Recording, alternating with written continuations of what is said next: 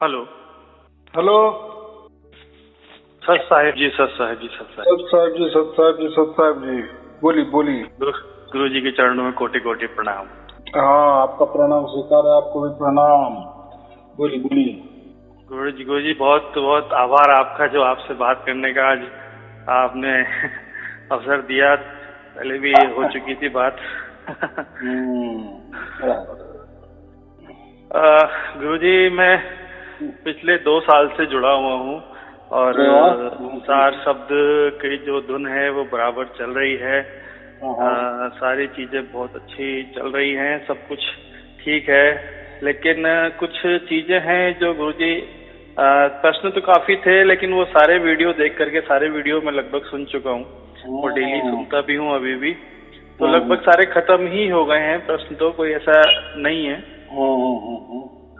लेकिन कुछ चीजें थी गुरुजी जो कि अब संसारिक उसमें मतलब परेशान कर रही थी, इसलिए मैंने सोचा गुरुजी से एक बार बात कर ली जाए।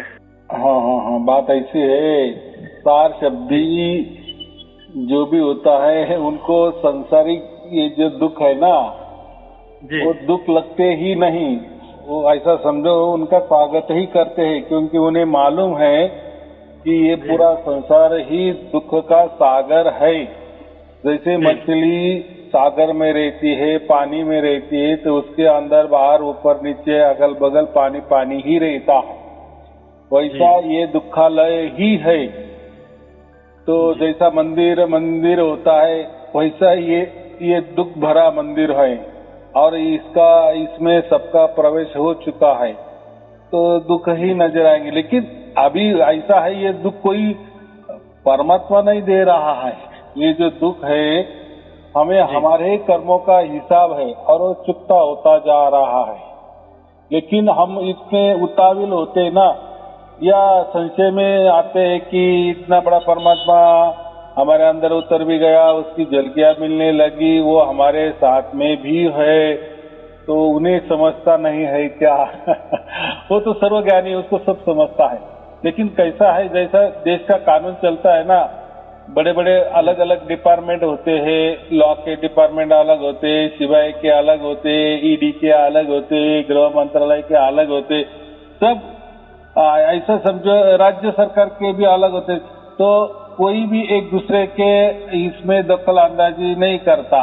वोटिंग वाला डिपार्टमेंट भी अलग होता है, मतदान वाला। तो हम देखते हैं, वर्तमान पत्र में सुनते हैं, किसी ने कोई फैसला ले लिया तो उसके उपरांत तो कोई अपील नहीं होता। माने ऐसा है, सबको स्वायत्तता दे दी गई है पहले से ही। तो ऐसा समझो कि परमात्मा ने तो ये पूरा ब्रह्मांड निर्माण किए, अनंत ब्रह्मांड निर्माण किए और चलाने को दे दिए हैं। तो चलाने को तो दे दिए हैं, वो तो मालिक है। लेकिन अभी ये जो जिसको चलाने को दिए हैं उसको प्रकृति कहते हैं, माया कहते हैं, या जो भी कुछ हो, बराबर।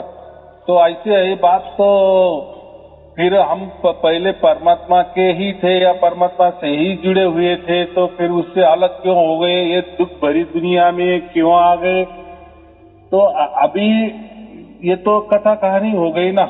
ऐसा समझो कि हम पहले से ही परमात्मा के नहीं थे। अगर पहले से ही परमात्मा के होते तो हम परम आनंद में होते, तो फिर ये दुखालय में आने की जरूरत ही नहीं होती ना। तो इसका मतलब ऐसा है कि हम पहले से ही, जो कहते हैं ना कि प्रकृति, ईश्वर, ये सब कुछ अलग थलग है, माने ऐसा है कि वो स्वयं निर्मित है। स्वयं निर्मित माने उनकी भी निर्मित हो गई है। तो जीव जगत हम कहते हैं ना, जीव जगत ईश्वर, ये सब अलग अलग चीजें हैं, कोई एक दूसरे के अंदर दखल अंदाजी नहीं करता है। इसमें एक ही बात है कि सबसे पहला परमात्मा, बाद में परमात्मा ने ही किसी को चलाने को दे दिए, हम उसको ईश्वर कहते हैं। कि जो अज्ञात होता है वो हमें समझता नहीं, उसको हम काल भी कहते हैं, बराबर जी। तो और वो जो काल है वो या जो ईश्वर है, तो उसके बारे में बताने वाले जो भी हो गए उनको हम भगवान कहते हैं। जैसे भगवान राम, भगवान कृष्ण, इन्होंने काल के बारे में या ईश्वर के बारे में बढ़िया हमें जानकारी दे दी है, लेकिन परमात्मा के बारे में उन्होंने भी नहीं दी है, क्योंकि उनकी पहुंच भी समझो राम या कृष्ण की पहुंच भी वहाँ तक नहीं है, काल तक ही है या ईश्वर तो कई है, परमात्मा तक किसकी नहीं है। परमात्मा की पहुंच ऐसा समझो कि मनुष्य देह से ही परमात्मा की ओर आदमी जाता है, और जब यानी वो जब परमात्मा का ख्याल करता है तभी परमात्मा को समझता है, तभी वो खींच लेता है या उसको प्राप्त होता है या उसको सार शब्द प्राप्त होता है। तो पहले से बहुत सारे लोगों का यही सवाल होता है, अगर ये पूरा की पूरा संसार दुखालय ही है और पहले से ही हम अगर परमात्मा के बच्चे थे, परमात्मा के अंश थे, तो परमात्मा से ही जुड़े थे, तो अगर परमात्मा ही परम आनंद है तो फिर हम वो परम आनंद छोड़ के ये माया में क्यों आ गए, ये दुखालय में क्यों आ गए और दुख क्यों भोग रहे? तो उसका जवाब ऐसा है कि हम कोई परमात्मा से चिपके हुए नहीं थे। तो अगर परमात्मा से ही चिपके हुए होते तो हम क्यों परमात्मा को इतना यानी वो परम आनंद छोड़ के आते ये दुखालय में? तो ऐसा समझो कि हमारा कोई वास्ता परमात्मा से नहीं था, अभी हमें मालूम हो गया, अभी हम प्रकृति में आए ना, तब हमें मालूम हो गया, या ये सिस्टम हमें पता चल गई, या ये जो प्रणाली है, जैसे ईश्वर की प्रणाली अलग, भगवान की प्रणाली अलग, प्रकृति की प्रणाली अलग, जीव की प्रणाली अलग, जगत की प्रणाली अलग, वैसे परमात्मा की प्रणाली थोड़ी अलग है। तो ये जब तक हमें नहीं समझता तब तक हम परमात्मा को दोषारोप करते हैं। तो अभी इतना ही समझना कि पहले से ही हम परमात्मा के नहीं थे, बराबर। इसलिए तो हमको आत्मा कहा गया है। अगर परमात्मा के होते तो फिर हम ही परमात्मा होते। तो हम परमात्मा नहीं है, हम आत्मा ही। अभी हमको पता चल गया है कि हमारा असली बाप कौन है। तो इसके पहले हम तो हमारे माँ बाप तो माया को ही समझते हैं, प्रकृति को ही हमारे माँ बाप समझते हैं। ये काल पुरुष है, या ये जो ईश्वर है, या ये भगवान है, जो भी कुछ है, देवी हो देवता हो, जो हम परमात्मा को छोड़कर सबको ही माता पिता मानते थे, और गुरुआ लोगों ने यही बताया था। तो हम आत्मा है और हमारे माता पिता ये देवी देवता है, तो कोई बोलता है ये प्रकृति है, तो कोई बोलता है यही माया है, तो कोई बोलता है कि यही काल पुरुष है, यही ईश्वर ही हमारे माता पिता है। तो ये इसमें कोई हमारे माता पिता नहीं, तो हमारा परमात्मा ही एक पिता है। वहाँ माता की बात ही नहीं होती। माता माने ये प्रकृति में होता है स्त्री पुरुष, लेकिन परमात्मा कोई स्त्री भी नहीं है और परमात्मा कोई पुरुष भी नहीं है, बराबर। ये बात माने उसका कोई ऐसा शरीर नहीं है, जो शरीरधारी नहीं है। वो एक प्रकार का उच्चतम आनंद ही है, परम आनंद है। ऐसा समझो कि वो जो भी परमात्मा का जो भी वातावरण होगा तो उसमें सिर्फ और सिर्फ परम आनंद ही है।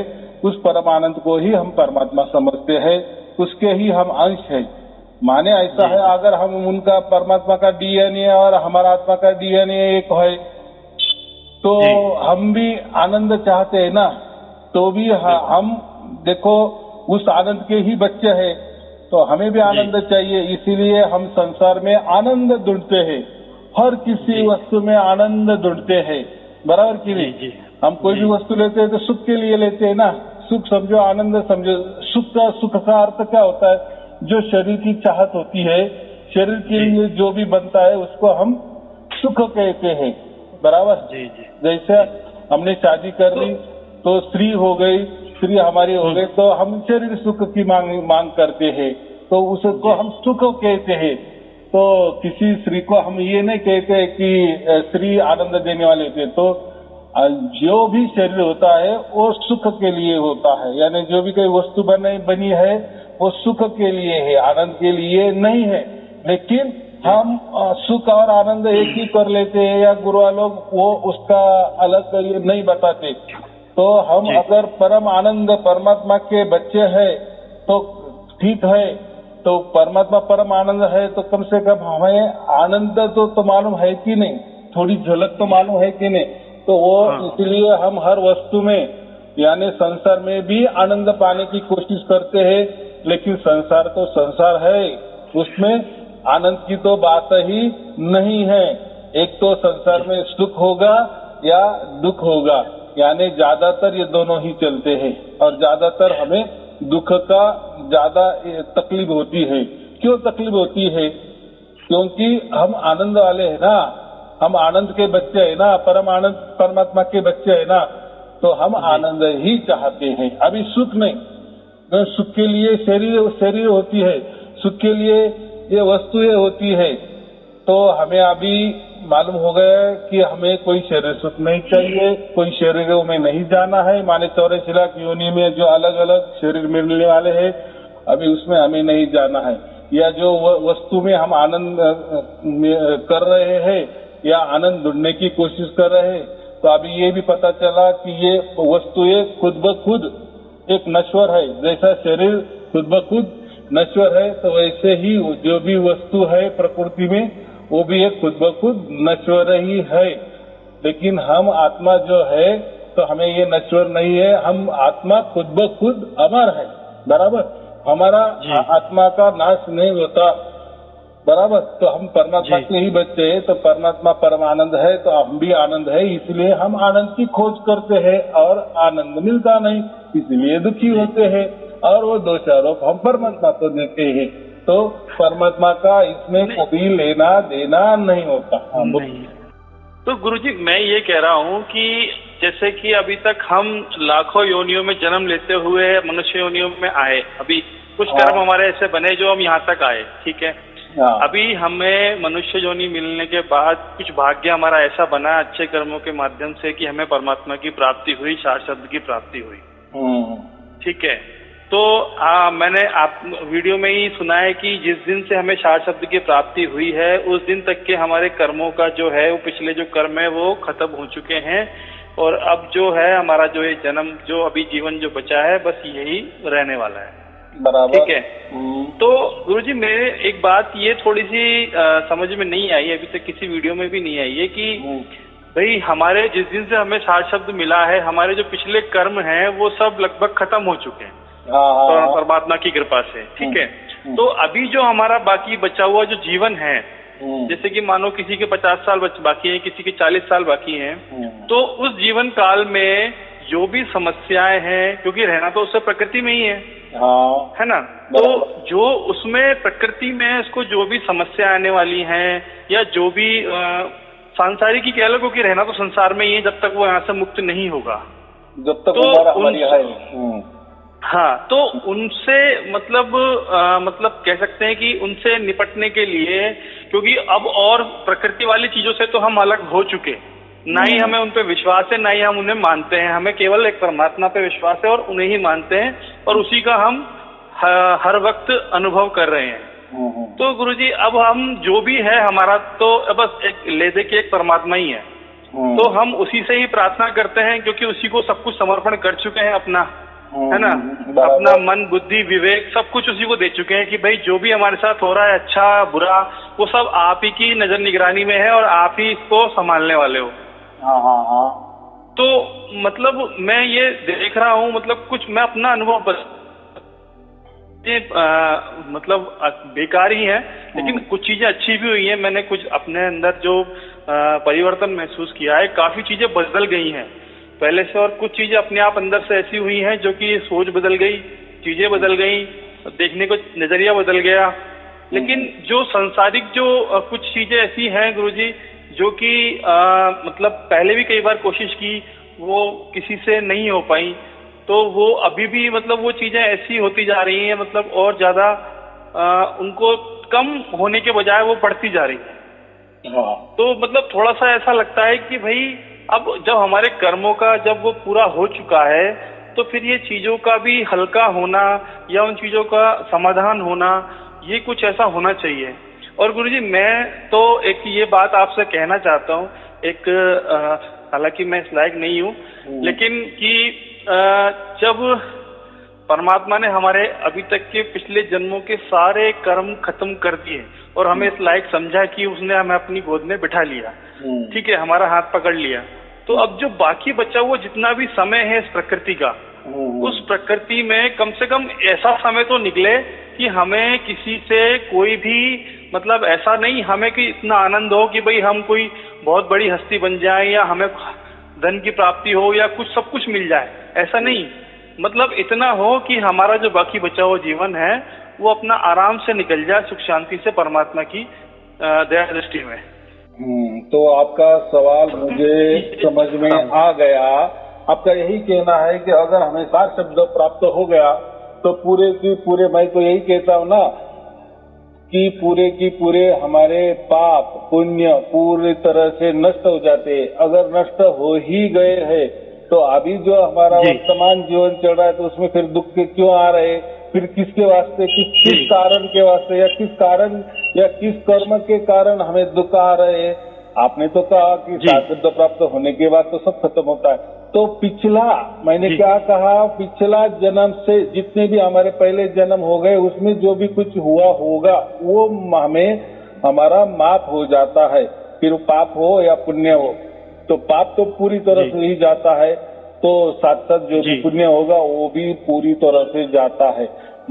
आपने कहा कि मैंने आपके बहुत सारे वीडियो सुने हैं लेकिन ये वीडियो में ऐसा कुछ आया नहीं है, यानी ये जवाब आया नहीं है। तो ऐसा नहीं है, मैं क्या कहता हूँ, ये जो जन्म चल रहा है ना, तो हमारा जो प्रारब्ध होता है ना पहला, तो मैं उदाहरण देता हूँ, बहुत सारे वीडियो में मैंने उदाहरण दिया है। समझो 1 रुपया का हमारा यानी 100 पैसा या 100% हमारा प्रारब्ध है, तो उसमें ये जो जन्म हमने लिया है उसमें हम उस 100 में से 100% में से 25% हम ये जन्म में लाते हैं और वो जो 75% हमारा बचा हुआ है, 75% हमारा बचा हुआ है अगले जन्म के लिए, यानी मनुष्य के बाद भी। तो हम जब मनुष्य बने या ये जन्म में आ गए तो हमने सिर्फ उसमें से 25% ही लाया है और ये 25% ही सब कुछ चल रहा है, यानी मरते दम तक हमारा ये 25% ही काम आएगा। और बाद में जब हम मरेंगे तो 75% तो पहले से है ही बचा हुआ। तो ये ऐसा ही सिलसिला, ये सर्कल चलता है।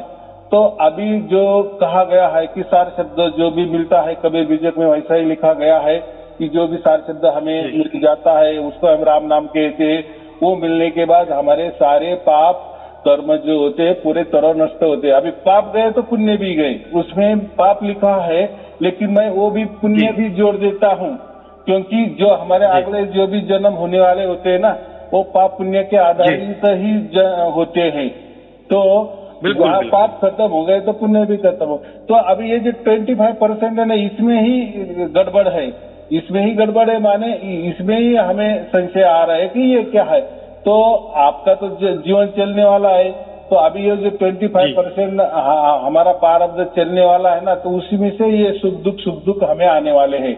तो बात ऐसी है, वो आएंगे ही, लेकिन अभी वो जो भी आएंगे उसके ऊपर परमात्मा की नजर निगरानी है। बाकी परमात्मा उसमें कुछ नहीं करता, लेकिन नजर निगरानी से जो भी होता है प्रकृति भी थोड़े हल्के में लेती है। मैंने उसके लिए उदाहरण भी दे दिए हैं। समझो बहुत बड़ा कोई गुंडा है और उसके साथ अगर पुलिस है और वो गुंडा की कोई बड़ी दुश्मनी है, तो सामने वाला गुंडा उसको मारने को जाता है लेकिन देखता है अरे इनके साथ तो पुलिस है, हम ये गुंडे को हम मार नहीं सकते, या जो हमारी पहले की जो दुश्मनी है ये निभा नहीं सकते। तो सिर्फ फर्क पड़ गया, एक पुलिस होने के कारण जो दूसरे गुंडे की इसको मारने की जो कोशिश है ना वो थोड़ी सी खत्म हो जाती है, कम हो जाती है कि अभी कोई मौका नहीं है। तो ऐसा ही होता है कि जब परमात्मा हमारे साथ में होता है ना, परमात्मा की नजर निगरानी होती है ना, तो हमारा जो ये शेष जीवन चल रहा है उसमें सुख दुख तो आने वाले ही है। और ये सुख दुख कौन से आने वाले हैं, किस कर्म से आने वाले हैं, किस प्रारब्ध से आने वाले हैं, ये जो चालू हमारा जीवन है ना, जहाँ से हमने जन्म लिया वहाँ से वो जो भी कुछ किए है ना, या 25% मैंने जो वर्तमान जो जन्म हमारा चल रहा है वहाँ से हाँ, ये यानी वो जो 25% हमने लाया है ना, इसलिए तो हमारा जीवन तय है ना, वो 25% है। देखो प्रारब्ध है इसलिए हम जीवित है। प्रारब्ध जिस दिन प्रारब्ध खत्म होता है उस दिन हम मर जाते। तो हमारा प्रारब्ध है कि नहीं। और ये जो प्रारब्ध जो है ना, मैंने क्या कहा, पिछले से 100 में से हमने 25% लाए हैं और 75% हमारा बाकी है, बैलेंस है। लेकिन सार शब्द मिलने से वो जो 75% जो था ना प्रारब्ध, वो खत्म, जीरो। अभी उसका कोई इम्पैक्ट नहीं है। अभी इम्पैक्ट तो इसका चलेगा, ये जो 25% प्रारब्ध है ना, इसे जो वर्तमान समय जो चल रहा है ना, हमारा जन्म चल रहा है ना, उसका है। लेकिन उसमें भी थोड़ा सा फायदा हमें ये होता है कि सार शब्द मिलने के बाद थोड़ा सा हमारा जो भी ये जीवन चल रहा है ना, उसमें से नजर निगरानी परमात्मा की होती है, तो उससे थोड़ा सा हल्का महसूस हो जाता है। लेकिन ऐसा नहीं होता कि फिर परमात्मा का सार शब्द पूरा परमात्मा है, हमें मिल गया है तो पूरा के पूरा जीरो ही, यानी जिस दिन सार शब्द प्राप्त हो गया उस दूसरे दिन ही हम सुख तो मैं कहा, सुख तो ये एक तो शरीर का भाग है, उसको शरीर सुख कहते हैं, और दूसरा सुख होता है वस्तु का। तो हमें तो ये सुख का तो बात ही नहीं है, हम तो आनंद चाहिए। और ये आनंद के लिए ये शरीर की या वस्तुओं की कोई जरूरत नहीं है। और ये जो संसार जो चल रहा है ना, ये जो दुख होता है ना, ये शरीर का ही एक भाग है।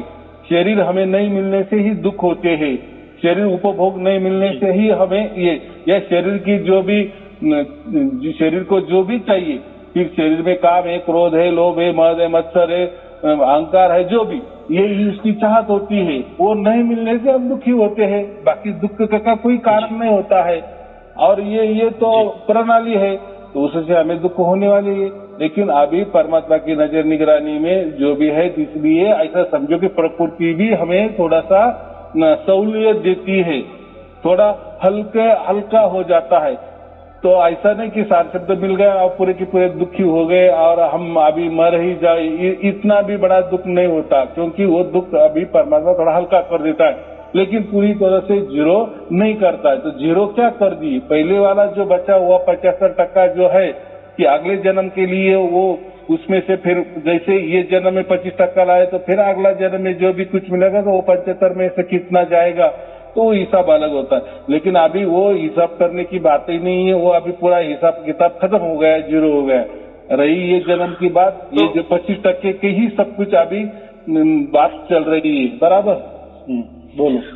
तो गुरुजी, अभी जैसे जो 25% हमारा अभी चल रहा है, जिसमें हम सुख और दुख दोनों ही भोग रहे हैं, तो अभी हम प्रकृति, पहले तो हमारा ये था कि जब तक परमात्मा की शरण में नहीं थे तब तक हम प्रकृति की चीजों से ही कोई भी परेशानी आती थी उनका हल निकाला करते थे। किसी देवी देवता की शरण में जाया करते थे या कहीं और जाया करते थे किसी गुरु के पास, तो वहां से वो समाधान कई बार मिलता था और कई बार नहीं भी मिलता था, है ना। तो अब हमारे पास वो रास्ते तो बंद हो चुके हैं, है ना, क्योंकि अब हम उन पे हमारा इतना विश्वास रहा नहीं, क्योंकि उनकी ये सच्चाई सामने आ चुकी है। तो अभी हमारा जो 25% है, इसमें जो दुख है और जो सुख है, जो इनसे हमें निपटने के लिए क्या हमें वैसी प्रतिक्रिया करनी चाहिए, या फिर जो आ रहे हैं उनके लिए कुछ भी प्रतिक्रिया नहीं करनी है, जैसा चल रहा है वैसा चलने देना चाहिए? हाँ, अभी बात बराबर है। अगर हम परमात्मा के बच्चे हो गए, इतने महान परमात्मा है, बड़ी परमात्मा है, सबसे बड़ा है, सबसे ऊंचे है, सब सर्वज्ञानी परमात्मा है, संपूर्ण परमात्मा है, उसके बच्चे हम अगर खुद को समझ रहे, तो ये अभी प्रकृति में छोटे मोटे जो दुख है ना, उसको भी सहन कर लेना। लेकिन अभी क्यों सहन कर लेना, क्योंकि अभी इस आनंद में हम रहना है कि हमें आगे जाके कोई जन्म नहीं है। अभी हमारी 84 का कोई हिसाब किताब नहीं रहा, वो पूरी तरह से जीरो हो गया। अगला कोई हमारा जन्म नहीं है, माने 84 लाख योनि में अभी वो झंझटें पूरी तरह से खत्म गई। इस आनंद की वजह से तो कम से कम वो जो दुख आएंगे तो वो थोड़ा सा हल्के में ले लो, बराबर। वो चुपता होने जाने दो। चुपता वो अभी कैसा है, हम जो कहते हैं ना देवी देवता के पहले के, इसमें हम कुछ भी करते थे, देवी देवता के पास जाते थे तो फिर उनसे कुछ मन्नतें मांगते थे, तो देवी देवता भी जो भी मन्नतें हमें पूरी करते थे ना, तो ऐसा समझो कि ये देवी देवता जो खुद ब खुद बने हैं ना पहले से ही, वो उनकी पुण्य की वजह से देवी देवता बने हैं। उनको ऐसा समझो, उनके पास इतना पुण्य का भंडार है, इसलिए वो देवी देवता है। और वो मरने के बाद भी लोग उनकी मूर्तियां पूजन करते हैं और वो मूर्तियों से भी हमारा मनोकामना पूरी कर लेते हैं। अभी बात ऐसी है कि फिर वो जो देवता बने हैं तो उनको उसमें ही आनंद आ रहा है कि लोग हमारी भजन पूजन कर रहे हैं, हमारे मान बढ़ाई कर रहे हैं, हमारे मंत्रों का जाप कर रहे हैं। तो फिर वो जो देते हैं ना हमें, तो ऐसा समझो कि ये जो देवी देवता ने ये सेठ साहूकार है। जैसे हमको कोई बैंक कर्जा नहीं देते तो, और हमको तो जल्दी चाहिए, अभी चाहिए, अभी फिर कितना भी रात हो गई, तो हम क्या किसका सहारा लेते हैं? साहूकार का सहारा लेते हैं ना। तो और जो भी साहूकार होता है वो भी जो पैसा देता है वो तो कोई फुकट नहीं देता ना, ब्याज के साथ देता है। तो ऐसा ही ये जो देवी देवता हमें जो भी प्रदान करते हैं, सुख भी प्रदान करते हैं, लेकिन इसका बाद में ब्याज के साथ वसूल भी कर लेते हैं। तो हमने ऐसे बहुत परिवार देखे हैं कि वो किसी देवी देवता का कर रहे, किसी गुरु का कर रहे, किसी आध्यात्मिक संस्था से जुड़े हैं, मंत्र तंत्र के माध्यम से वो कुछ तो भी करते हैं, कोई साधना करते हैं, किसी के द्वारा करवा लेते हैं, या कोई किसी मांत्रिक के पीछे है, या कोई। और हमें ऐसा समझ में आता है कि अरे उनका तो बहुत अच्छा है, वो तो यहाँ जाते हैं वहाँ जाते हैं, ये बाबा को अपना हाथ दिखाते हैं, कोई ग्रह का देखते हैं, कोई दोष देखते हैं, ये देखते हैं, वो देखते हैं, तो उनका तो बहुत अच्छा है। लेकिन बाद में हमें वही परिवार हमारे आंखों से, जो हमारी आंखों से हमने उनको बहुत सुखी देखा ना, हम भी कभी न कभी कहते थे अरे ये तो इतने फालतू आदमी है, लेकिन देखो कैसे ठाट बाट से रहे। ये बाबा को के पास जाते हैं, मंत्र तंत्र करते हैं, उसके पास जाते हैं, या किसी मूर्ति के पास जाते हैं, किसी देवी देवता के पास जाते हैं, वगैरह वगैरह। तो बहुत सारे मार्ग है, तो अलग अलग मार्ग करते हैं। ये तो बहुत सुखी है, हमसे भी सुखी। लेकिन वही परिवार जिस आंखों से हमने उनको सुखी देखा, उसी आंखों से हम बाद में उनका बहुत बड़ा नुकसान देखते हैं, इतना कि वो पूछो ही मत। फिर ऐसा क्यों हो गया? वो तो उनका अच्छा ही चल रहा था ना। तो मैंने क्या कहा कि यही देवी देवता हो, मंत्र तंत्र हो, ये हमें उसका अच्छा फल देते हैं, लेकिन साहूकार जैसे ही वो बाद में हमको वसूल कर देते हैं। अगर वो पुण्य ही बांटते गए, समझो वो देवी देवता है, बराबर, वो पुण्य की वजह से देवी देवता बने। अगर उन्होंने बांटना शुरू कर दिए तो उनके सामने तो लाखों करोड़ों लोगों की लाइन ही चालू रहती है ना, और बांटते गए तो उनका फिर जो देवतापन वो मिट जाएगा, क्योंकि उनका पुण्य ही खत्म हो जाएगा, क्योंकि उन्होंने बांट दिए, इसको दे दिए, उसको दे दिए। तो ये भी एक कार्य प्रणाली है। तो कोई भी देवी देवता के सामने हम जाते हैं, नतमस्तक होते हैं, उनसे आशीर्वाद लेते हैं, या उनसे हमारी मनोकामना पूरी हो जाती है, तो उससे वो बाद में हमसे वसूल करते हैं ब्याज के साथ, बराबर। तो फिर हमें बुरा लग जाता है। तो अभी हमें वो उसमें झंझट में जाना ही नहीं है। हमें परमात्मा ने इतना अक्ल दी है या सज्ञान कर दिया है, थोड़ा हमें भी बुद्धि अच्छी दे दी है, तो हमें उसके पीछे जाना ही नहीं है। वो जो कहते हैं ना, छोटे सुख के लिए बाद में हमारा पूरा जीवन बर्बाद कर लेना। तो अभी हमें यही खुशी रहनी है कि चलो ये सुख दुख तो आने वाले ही है। अभी परमात्मा भी हमें समझ में आ गया, हमारा बाप भी हमको मिल गया, जी मिल गया, उसकी गोद में ही बैठ गए हैं।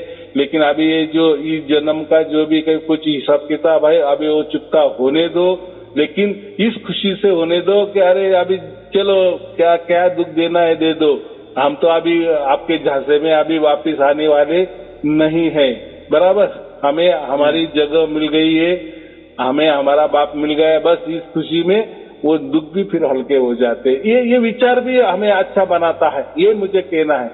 तो उसी के लिए किसी देवी देवता के पास या किसी मंत्र तंत्र का सहारा लेना, किसी साधना का सहारा लेना, किसी गुरुआई का सहारा लेना, अभी ये छोड़ ही देना, बराबर। तो हो जाएगा।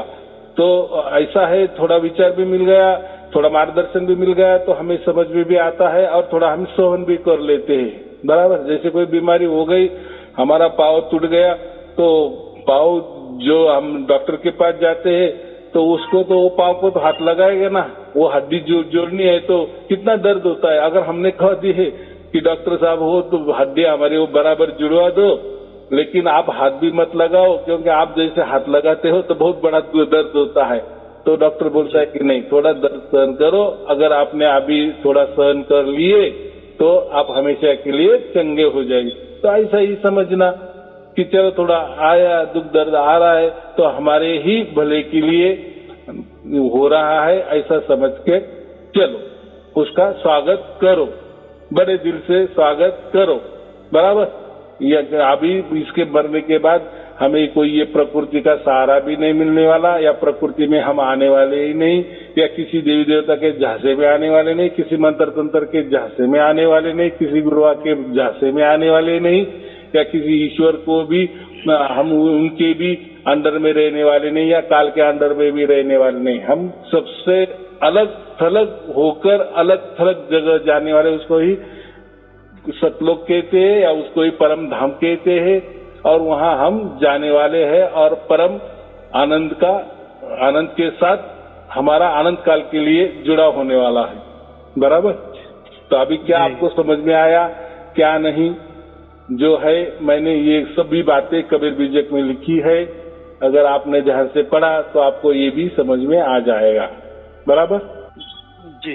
लेकिन गुरुजी मैं तो एक मैं ही नहीं, मतलब मेरे जैसे जितने भी मेरे भाई बहन जो सार शब्दी हैं, जिनको सार शब्द की प्राप्ति हुई है, मैं उन सभी की तरफ से परमात्मा से और आपसे यही प्रार्थना करना चाहूंगा। दिल से प्रार्थना है मेरी कि ठीक है, सभी के कर्म जो उन्होंने करे हम सभी ने, वो हमें पूरा चुकता करने।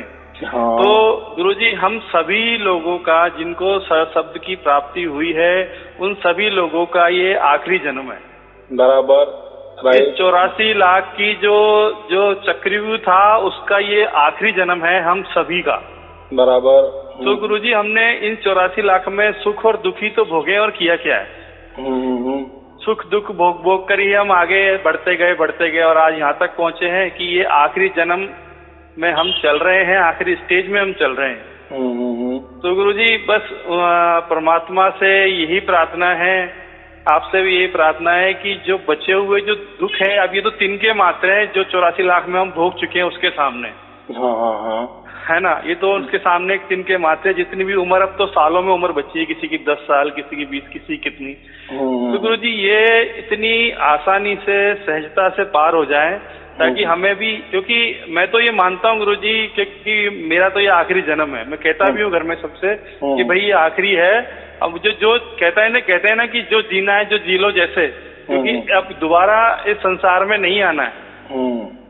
तो गुरुजी बस यही प्रार्थना है हम सबकी तरफ से कि सभी के जो कर्म हैं वो आसानी से कट जाएं, और मतलब लगे उन्हें कि हाँ हम एक सार शब्दी हैं, हमारे सामने इन प्रकृति की चीजों का कोई इतना प्रभाव नहीं हो, ताकि हमें भी ऐसा लगे कि हाँ हमारे तरफ चारों तरफ भी परमात्मा की छाया है।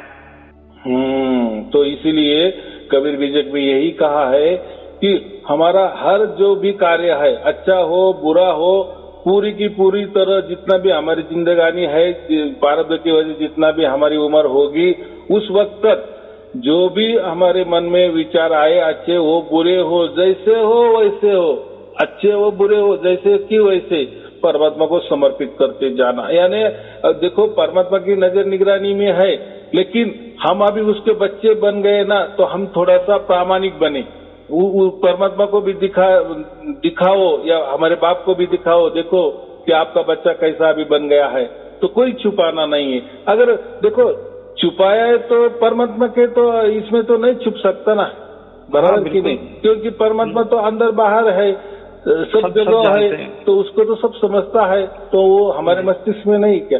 तो ठीक है ना, हमारे बुरे भी, अगर हमें कोई विचार भी आ गए, कोई कल्पना भी आ गई, या बुरे हाथों से बुरा भी हो रहा है, यानी सब समझ रहा है कि ये नहीं करना चाहिए, लेकिन हो रहा है, ऐसा समझो।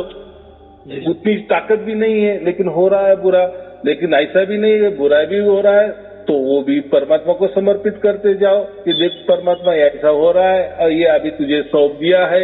इसीलिए देखो गुरु नानक देव जी समझो, साईं बाबा हो गए, या कबीर साहब बोलो, देखो तो एक उनका हाथ जो ऊपर, एक उंगली ऊपर रहती है ना, जो हम उसको तर्जनी बोलते हैं, तो उसका हम थोड़ा सा ये करो कि ये तर्जनी क्यों ऊपर ली है, ऐसा समझो कि बस तुझे समर्पित, जो भी अभी क्षणोक्षण में मेरे में जो भी विचार आ रहे, सेकंड के 1000 भाग में भी जो भी मेरे विचार आ रहे, अच्छे बुरे सब कुछ तुझे समर्पित माने एक उंगली ऊपर कर देना, सबका मालिक एक, हम जैसा कहते हैं ना, ऐसे एक तर्जनी चुपके से करना, या कोई देखे या ना देखे लेकिन करते जाना, एक हम आदत ही लगा देना। देखो क्या होता है, देखो ये भी एक थोड़ी युक्ति है। तो ऐसा लगता है ना हमें कि दुख थोड़ा सा ज्यादा परेशान हो रहा है, हम नहीं हो रहा है, तो वो जो भी दुख है ना परमात्मा को सौंप दो। तो देखो क्या होता है, आपका सब कुछ अच्छा ही होगा, होने वाला ही है, क्योंकि आप अभी परमात्मा के नजर निगरानी में हो, बराबर परमात्मा के हो चुके हो, परमात्मा की गोद में बैठ चुके हो, और वो भी जीते जी बैठ गए हो, और वो भी आपको समझ में आ रहा है, आप उसका अनुभव ले रहे हैं, उसकी अनुभूति भी आपको मिल रही है। वो परमात्मा का स्पंदन, परमात्मा का स्फुरन, परमात्मा का स्पर्श आप अनुभव कर रहे हो, और आप पूरे की तरह विश्वास में आ गए हो, परमात्मा के विश्वास में भी आ गए हो, और आपको भी पूरा विश्वास हो गया है। तो जो भी कुछ है, तो अब माया है, माया में रहना है, प्रकृति में रहना है, सुख दुख चलने वाले हैं, अच्छे बुरे विचार आने वाले हैं, लेकिन जो भी आएंगे पूरे की पूरी तरह 100%, 101 तक का पूरे की पूरे अर्पण करते जाओ, फिर देखो आपका जीवन कैसा हो जाता है, यानी जो भी बचा हुआ जीवन एकदम आनंद से गुजर जाएगा। चलो ठीक है, और कोई पूछना? गुरुजी बस मेरी यही प्रश्न था गुरुजी, आज आपने बिल्कुल कर दिया क्लियर, अब कोई दिमाग में कोई प्रश्न नहीं है। आपकी कृपा मुझ पे और मेरे परिवार पर बनी रहे गुरुजी, और आपका आशीर्वाद बना रहे, परमात्मा का आशीर्वाद बना रहे, बस यही कामना आपसे करते हैं। चलो ठीक है, आपको और आपके परिवार के लिए शुभ आशीर्वाद। सत साहेब जी, सत साहेब जी, सत साहेब जी, सत साहेब जी, सत साहेब जी, सत साहेब जी।